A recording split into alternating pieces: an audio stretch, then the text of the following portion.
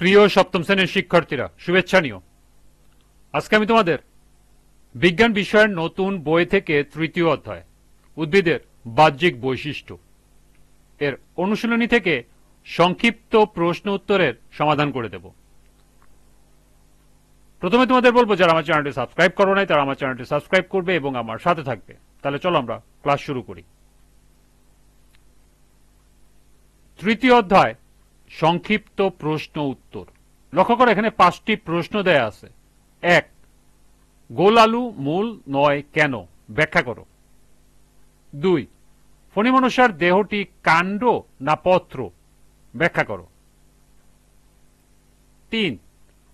পাতা কি কারণে রূপান্তরিত হয়? ব্যাখ্যা করো। 4.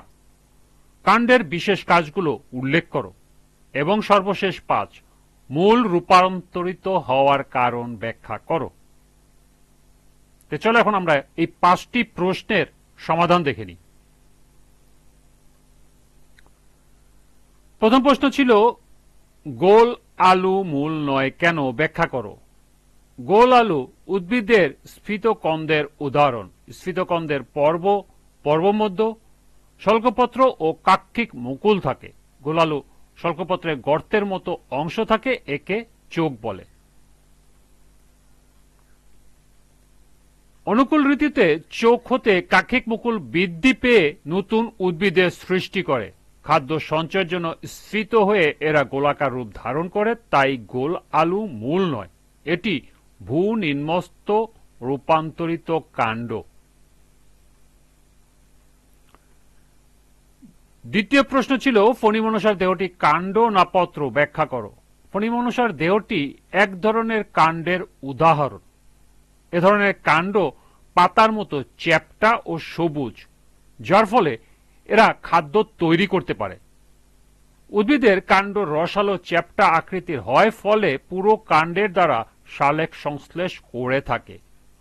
পাতাগুলো কাঁটায় পরিণত হয়ে উদ্ভিদের আত্মরক্ষার কাজ করে, তাই ফণিমনসা দেখতে পাতার মতো হলেও তা কাণ্ড। তৃতীয় প্রশ্ন ছিল, পাতা কি কি কারণে রূপান্তরিত হয়? ব্যাখ্যা করো। যেসব কারণে পাতা রূপান্তরিত হয় তা হলো খাদ্য সঞ্চয় করা, 2. উপরে আহরণে সাহায্য করা, তৃতীয়টি হলো স্বাধীন উদ্ভিদের জন্ম দেয়া, চতুর্থটি হলো নিজেকে রক্ষা করা এবং সর্বশেষ হলো কাক্ষিক মুকুলকে রক্ষা করা। 4 নম্বর, কাণ্ডের বিশেষ কাজগুলো উল্লেখ করো। কাণ্ডের বিশেষ কাজগুলো নিম্নরূপ। প্রথমটি হলো খাদ্য সঞ্চয় করা, দ্বিতীয়টি হলো প্রতিকূল পরিবেশে টিকে থাকা, তৃতীয়টি হলো অঙ্গজ উপায়ে বংশবৃদ্ধি করা, 4 নম্বরে হলো আত্মরক্ষা করা এবং 5 নম্বরে হলো আহরণে সাহায্য করা। এই ছিল হলো কাণ্ডের বিশেষ কাজ।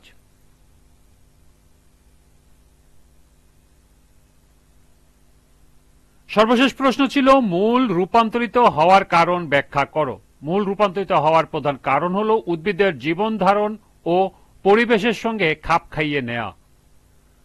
সাধারণ মূলের কাজ হলো মাটি থেকে পানি ও খনিজ লবণ শোষণ করা এবং উদ্ভিদকে মাটিতে দৃঢ়ভাবে স্থির রাখা। কিন্তু বিশেষ প্রয়োজন পূরণের জন্য অনেক সময় মূল তার স্বাভাবিক গঠন ও কাজ পরিবর্তন করে, যাকে মূলের রূপান্তর বলা হয়। প্রথমত, খাদ্য সঞ্চয়ের জন্য মূল রূপান্তরিত হয়, যেমন মিষ্টি আলু, গাজর, মূলা ইত্যাদিতে মূল স্ফীত হয়ে খাদ্য সঞ্চয় করে।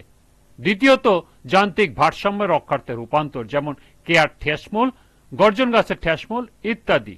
এবং তৃতীয়ত হল শরীরবৃত্তীয় কার্য সাধনের জন্য রূপান্তর, যেমন সুন্দরবনের গরান ও কেওড়া গাছের শ্বাসমূল।